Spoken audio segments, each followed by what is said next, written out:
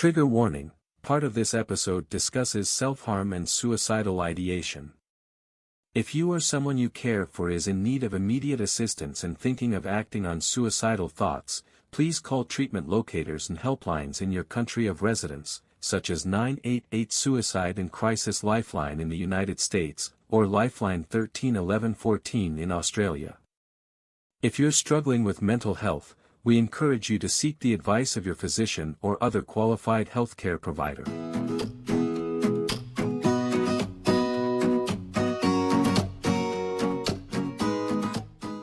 Hi, Kris! How are you doing today? Hi, Karen. Oh, I'd like to say I'm doing well, but at least I guess I'm getting there. How about you? How are you? I am great. I feel better. I had a little not a health issue. It's not my normal health issue. I was just under the weather and I had to deal with that for a couple of weeks, and now I feel better. Yeah, I feel like I haven't spoken to you in ages, but it's good to see that you're up and about. Yes, and speaking of that, you don't seem to have the same ebullience that you normally have when I talk to you. How are things? Um, I don't really know how to say it, but the last few days, I've been going back to this habit of rumination, Mhm. which I thought I have applied coping strategies for since I was in hospital. Maybe I should talk about rumination and how I came across this word, this terminology, and how I learned the coping strategies. I'll start with that. Yes, please, because I don't know what rumination is. Yeah, neither did I when I went into hospital. This is probably going to make sense if we go back to the first episode when I was talking about, realizing that I was being bullied by my boss. And then when we did the last episode, well, the last two episodes about medication and you mean there's help, we talked about how I had to go on stress leave. And the reason why I finally agreed to go on stress leave, well, there were a few incidents, including me breaking down in the middle of that conference, which I talked about in that episode. But also, on top of that, while I was working in that job, I noticed that I was always turning up late for work. And I would adjust my alarm clock and try to wake up earlier just so I can make sure I turn up on time.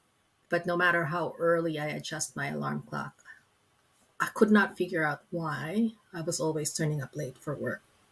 For some reason, it just takes me a long time to get ready. And I could never figure that out. I thought my routine was down pat and it wasn't like as if I was taking on too much in the morning getting ready or doing anything more than necessary. One morning, I found myself driving and at the T intersection and having to decide whether to go right or left. The surroundings at that intersection wasn't familiar to me. And I had no recollection of waking up that morning, getting out of bed, having breakfast, getting into the car, and getting to where I was. I felt like I just woke up. I tried to think, why am I here? Where am I going? How did I get here? It was like as if because I came into a T intersection, I suddenly had to be present because I had to make a decision whether to turn right or left. And just to have some clue as to what I was doing there and how I got there, I looked at my outfit and I saw that I was wearing a golf outfit. So I was probably going to golf and it was probably a Saturday. It's a good thing that even when I know where I'm going, I have this habit of turning on the GPS, but it's always on silent. So I just followed the GPS where it was taking me and it took me to the golf club. So I must have missed a turn and just kept going straight. And I couldn't figure out why I couldn't remember anything waking up that morning and going to where I was, or that it was even a Saturday. That was dangerous because I was driving, It is. which meant I didn't have any presence of mind at all while I was driving. And then a few months later, I went to the gym. I normally go to the gym at 5:30 in the morning and again found myself driving, but this time I was in an accident. I actually hit a car while turning right at an intersection. And I don't even remember how I hit the car and what was going through my head when I accelerated. So was it your fault? I figured it was my fault because I wasn't paying attention. What did the other car say? I looked at the traffic lights and I saw that my light was green, but the right arrow wasn't green, which meant I can turn right as long as it's safe to turn right. Correct. But because I had no presence of mind, I just simply turned right without looking at the oncoming traffic to check whether it was safe to turn right. That was an indication that I was in the wrong. So I pulled over. I was, of course, shaking. And when I had gathered myself and felt calm enough, that's when I started to walk and cross the street to talk to the person whose car I have hit. And she was on the phone talking to the police, thinking that it was a hit and run, but she didn't realize that I just pulled over and just waited to calm myself down before I came over to her. But isn't that what you're supposed to do? You're supposed to pull over.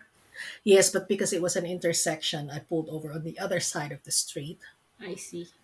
and went into a parking lot I see. where it would be safe to leave my car because my car was in no condition to be driven anymore. My doctor simply said that it was stress and stress could do that. But when I was in hospital, of course, this was probably 3, 4, 5 years later, there was one session about rumination. The way that they described rumination is thinking about incidents in your past, experiences that you've had, or problems that you are encountering over and over, wondering what went wrong, why it went wrong, what have I done to deserve this? And I realized for several years, especially during that time I was in that work, when I was being bullied by the boss, I would always be thinking about events from the previous day or the past few weeks or past few days, repeating all of those events and scrutinizing every single situation and imagining what could have happened if I did things differently. What could I have possibly done to make the boss angry? It's not even so much as how can I fix this, but why? What have I done? Do I deserve this? And just thinking about all sorts of ways that I made a mistake or what I have done wrong. Even when I don't think what I've done is wrong, I would convince myself that maybe when I said this, that was the wrong thing to say. Maybe I should have said this. That would have been better. What I said there was really wrong. I could have done things better. Even if they weren't really the wrong thing to say, it was like I was looking for things that I have said or done which caused the situation I was in or made me deserve the bad treatment that I was getting. You were justifying. You were trying to justify how you're being treated. I was justifying the bad treatment I was getting from other people instead of thinking there's nothing wrong with what I've done. It was like I could not accept that people were bad and would treat me badly for no reason at all or unprovoked. That without me doing anything, it's not possible that people would treat me badly. It was like I was convincing myself that it was all my fault. and I have control over how people treat me. Hmm. In that session, the therapist was saying that sometimes rumination is good if it's for the purpose of solving a problem. But when you dwell on the why, the causes, and the consequences, then that's when it becomes unhealthy because it's unproductive thinking. When you find solutions to the problem, then you should stop thinking about the problem instead of going over and over in cycles and going nowhere.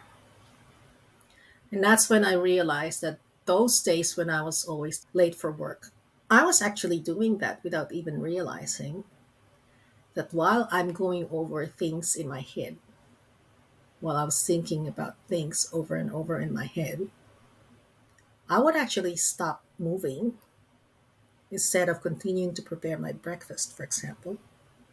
I would be pausing and thinking without even realizing how much time I've spent just thinking and not moving.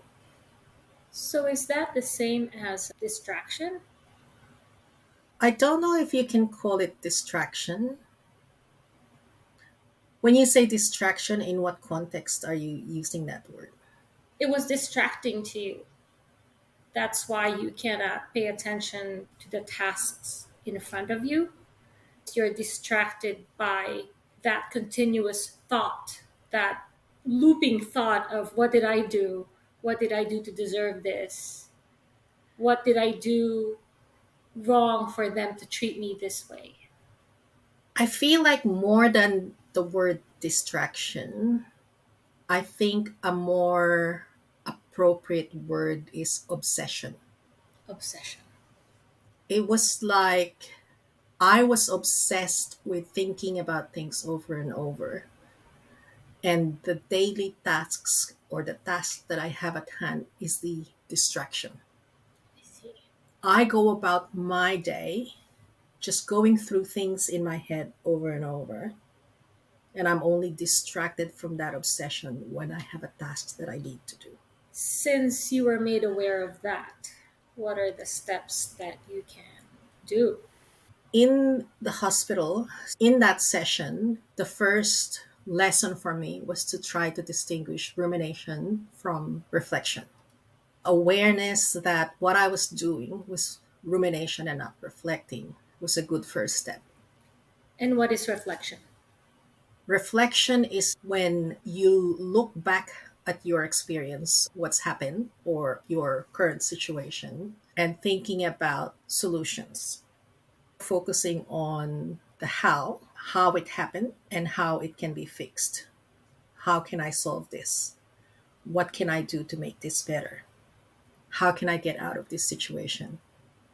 Rather than what have I done to deserve this? I see. Okay.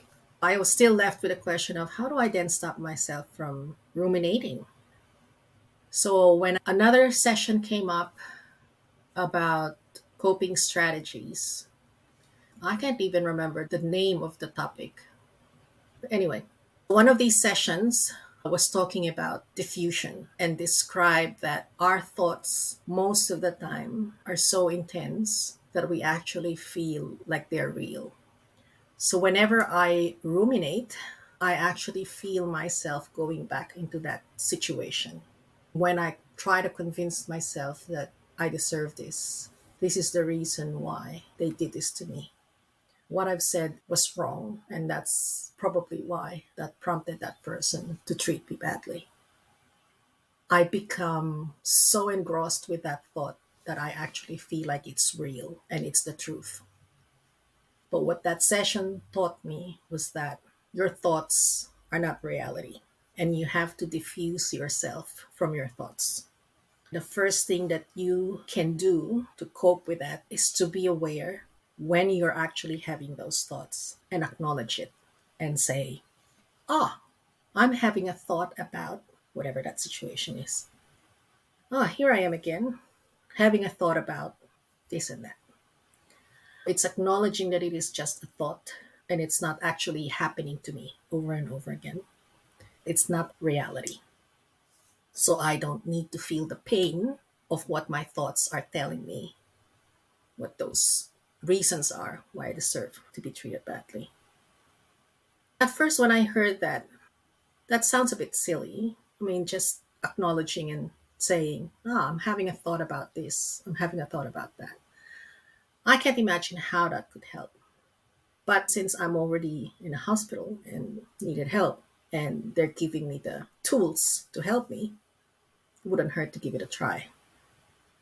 So I did. Since then, every time I would find myself ruminating, I would actually say it out loud. Oh, look at that. Once again, I'm having a thought about this incident that happened with so and so. Oh, look at this. I'm having a thought about how I deserve being treated this way. And true enough, after doing that for a few days, acknowledging it actually stopped myself from going over things over and over again. So it actually diffused me from what I was thinking.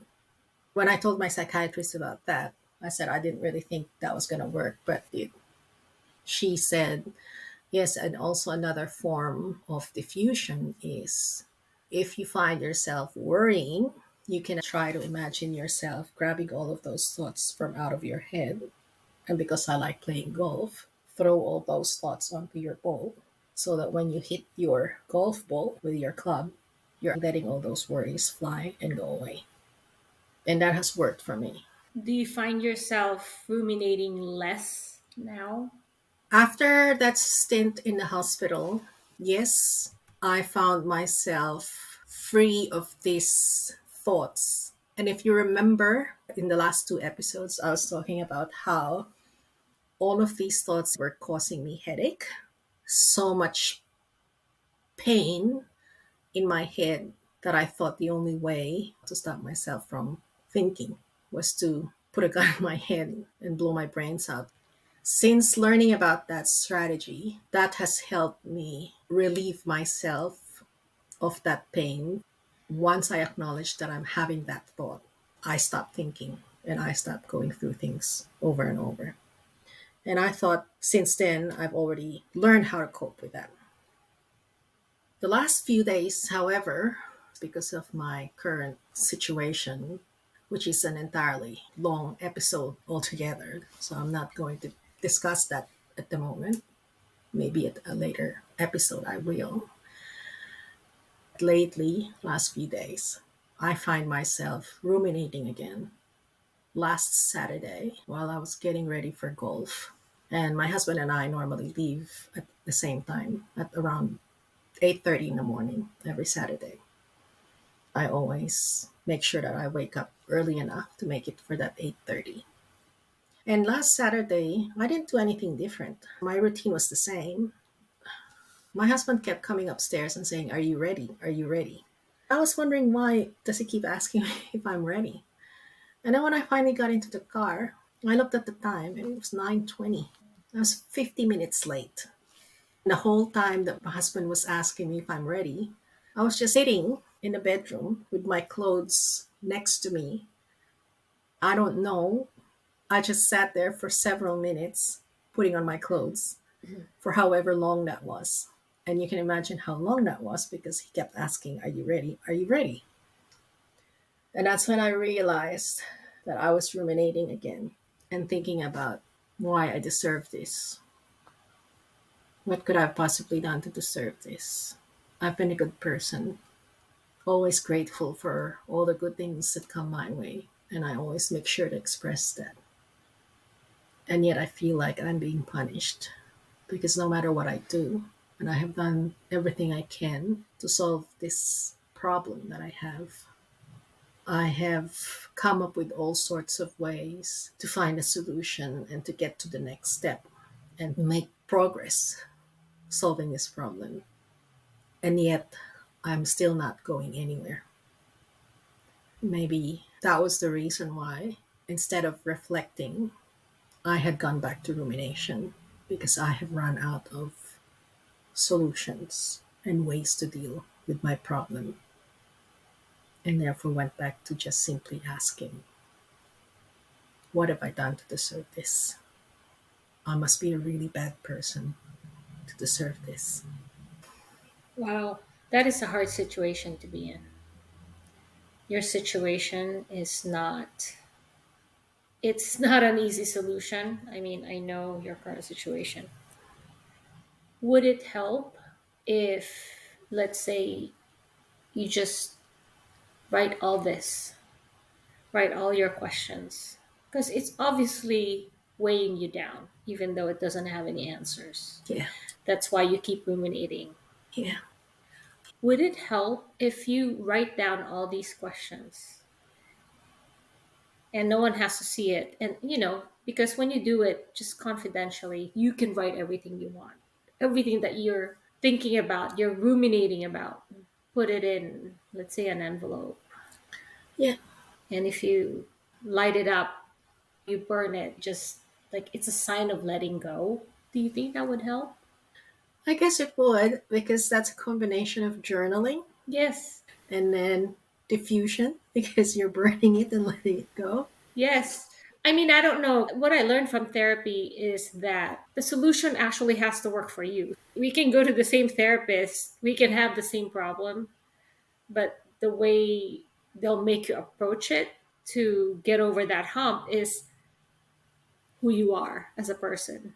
And how you receive the advice and how you discern. Yes. And who you are naturally. Like, how do you solve a problem? Yeah. So my suggestion doesn't mean it's the be all and end all, but because you like the visual, I do too. Yeah.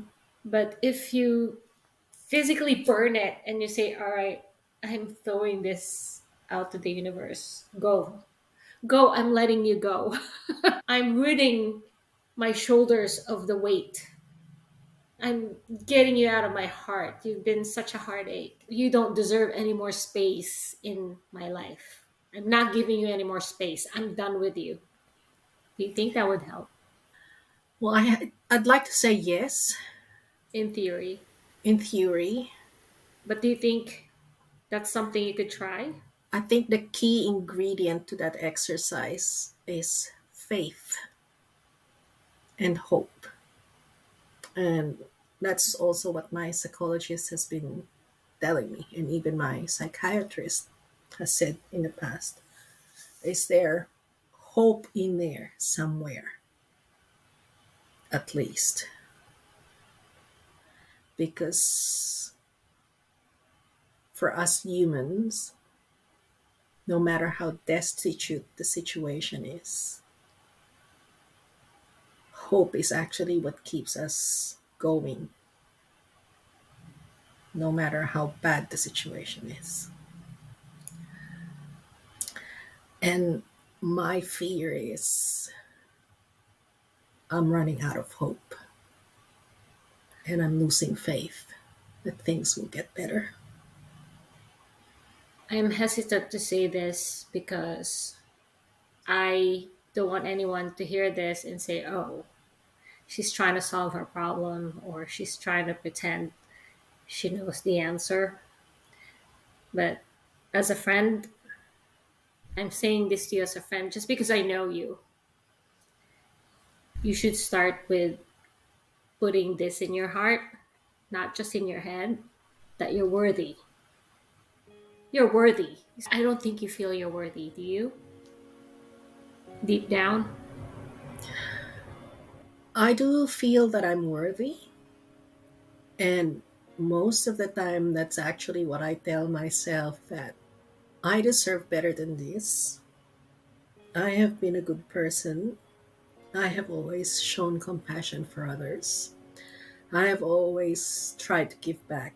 You have, yes. I have been a good mentor to people I've worked with. I have been told over and over how much I have contributed to their own professional and personal growth. And I have now come to a place where I can accept compliments like that, or believe that I actually have done good and made a lot of great contributions, that I have had a lot of accomplishments or and more accomplishments than probably the average person in my profession or in my line of work. And yet, I still can't get out of this rut that I'm in. And that's why I'm starting to question, have I done enough? What else have I not done? Or was there something that I've done that is extremely bad, that is so bad that I actually deserve this? And that's why I can't get out of that loop, because I feel like, no, I deserve better. No, I've not done anything wrong. I've always tried to do good. And that's why I keep going into a loop, because I can't seem to find an answer. What if you don't search for an answer? Do you think that would help? That's what my husband keeps saying. Just trust that things will work out, since you already know that you've done everything you can. Yeah, just one foot forward. Even if right now you can't see what's there, it's like having a blindfold while you're walking towards somewhere. Yeah, You don't know where you're going, but we keep telling you, yeah, just keep walking. yeah. But you're like, I can't see. I can't see what's in front of me. I'm not even sure if there's a cliff down there that I'm about to fall down from. Right. What if you write down your biggest worries? Just write it down. You don't need to do anything about it. What is the worst? What are the worst things that could happen because of this? That I'm gonna find myself homeless. You're never going to be homeless. No one can ever be homeless in Australia. You don't know that there's a lot of homeless people here. Really? Yeah. Yeah, I'm assuming that, I'm making assumptions here. You're never going to be homeless just because you have friends. Yeah.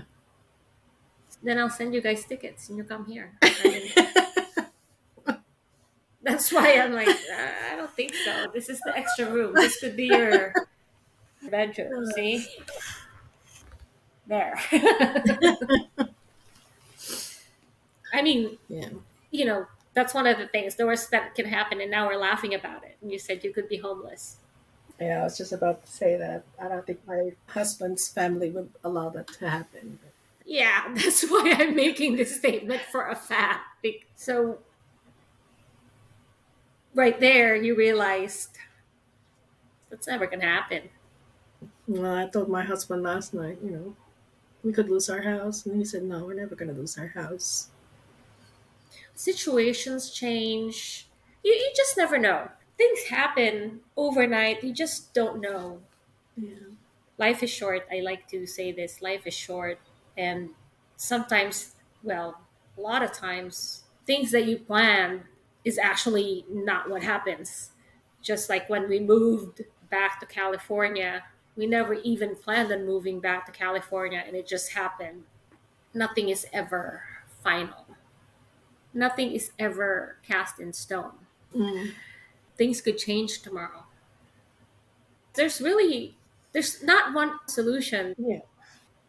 But yeah, what if you write that down? I wonder. What if you write it down? Yeah. I should go back to blogging, writing. I've always enjoyed doing that, because I know, well, I'd like to think I'm pretty good at it. And also because it's a way for me to release my emotions. And it's also advised by therapists to do journaling. Yeah, for me, when I started journaling, I feel like I'm letting it go. I am ordering it to leave my body Mm. Yeah. and putting it on paper. Yeah. And then when I read it afterwards, I don't read it right away. But when I go back to it, I feel like I've come a long way. Yeah. Maybe a few months ago, all those things that was weighing on me that I've been writing about. And then I just went back recently and I read it. It actually made me feel like I accomplished something. Yeah. I never thought it would work. Yeah. But at the same time, I noticed that there's nothing there that I was grateful about.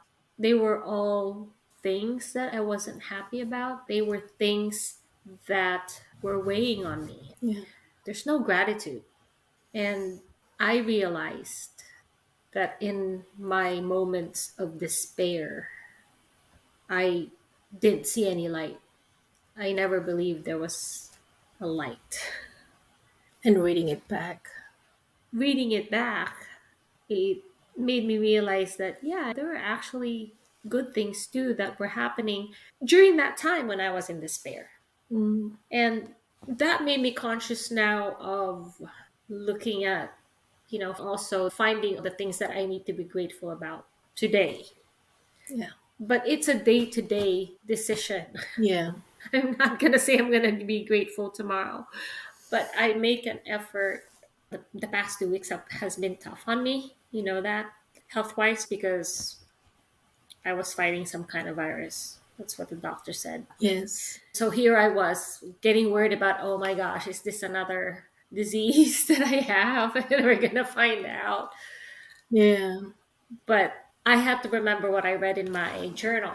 I had to remember when I was reading back that, you know, during this time when I was writing about my despair, there were a lot of good things that were happening. And I didn't even write about it. Like, I didn't even acknowledge it, Yeah. that it was a blessing during that time in my life. So now I focus on that, which is still tough, as you know. But yeah, I needed that to get in a different kind of headspace. As much as possible, I try to do that and try to look for things that I'm grateful for. And that's what has gotten me through days or weeks or months in the last 6 or even 12 months. The last 2 years. The last 2 years, almost 2 years. And when you messaged me yesterday and said, "How was your lecture?" Because you know that I did a lecture last Friday. And I said, that was actually the last thing that was helping me keep things together. Yes. And now I feel like a mess. And I think it's doing things for other people, knowing that I am being productive, doing something worthy that other people would benefit from, helps me cope with my situation and remain hopeful. And I'm not going to lie, this podcast is actually one of those things because I feel, well, I'd like to think that we're helping people out there. And that was the reason why we decided to do this podcast, because we said if we can provide insights that at least one person would find helpful, then we would have done a great job. Resounding success. Just one person who finds it meaningful, then it's already a resounding success. Even if it's just one person. You know, I've been wanting to acknowledge and say this, that I'm grateful that we actually have organic listeners out there, and you and I both know that we don't promote this. We don't promote this podcast among our friends because it shows so much vulnerability, and we do acknowledge that not a lot of people are open to, you know, mental health issues. They're not as comfortable dealing with and talking about mental health issues as we are.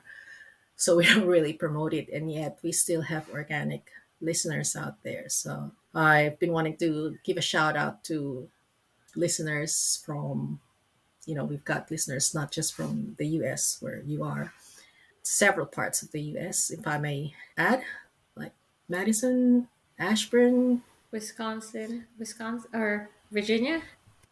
yes, and listeners in Australia, not just in Melbourne where I am, but also from Sydney and Adelaide, and even in New Zealand from Auckland. We also have listeners in Brussels in Belgium, would you believe? Thank you for listening to us, and I hope you find what we talk about helpful. We also have listeners, of course, from our hometown, Barangay P. Thank you very much. And the rest of our kababayans, also in Singapore. And Mexico, Really? yes. Wow, that's awesome. We also have listeners in Mexico, yes. So thank you, because at least that serves as validation that we're probably doing something right and we're probably helping people. Well, may I say something? Sure, of course, go for it. And this is for you. Not that it's about me, but I always, actually, this podcast, and I don't like telling my story. I'm very hesitant to say things about myself. Mm, And I'm just listening to what you've coaxed out of me, my past experiences. And I never realized I have gone through a lot. I don't want to minimize other people's accomplishments. I'm just saying, wow, I've accomplished that and I've gone through it and I survived it. And I'm actually pretty proud of myself. you should be. What held me up? What kept me going? And this is how I deal with, or how I solve problems, or how I cope when I experience something that's challenging. Is I always look at other people, or even if I don't know any particular person, I always think about, well, I can't be the only one going through this. Role models, you see them everywhere. I just look at them and think, wow, if they're doing it, if they did that and they got to the other side, I can do it too. And you don't even know this, but if you ever come to a point where you think you are not worthy or you are not enough, I look at you too and think about what you've gone through. You're one of my role models. And you don't realize it when you think, I don't know. I don't know if I'm a good person, or you're a good person, but I don't know why I deserve this. I'm not accomplishing anything. You don't even have to do anything. Just how you're living your life, you're already accomplishing a lot. Thanks, Karen. That means a lot. I do mean that. Before we even started this podcast, all of my friends, and you particularly, where I think about, wow, she has gone through this. That's tough, what you've gone through. I've gone through what I've gone through, but I've always had the strong support, parental support. That's like the final straw. If you don't have that, it's like raising yourself to be who you are. Yeah. That's a big accomplishment, and I do look at that. Yeah. So you're more than enough. Thanks. That means a lot. I guess that's a good wrap up. Yeah. Uh, You're more than enough, huh? I mean that. yeah. That's how I go. You're one of the people that I look up to, or I use as role model. Yeah. Yeah. So you're enough, Kris. You are enough. I know it's a funk, what you're going through, but everything that doesn't feel good right now, the uglies, just leave it out there. Mm-hmm. And then breathe in the positive that's going to happen. Yeah. Just leave it there and have faith.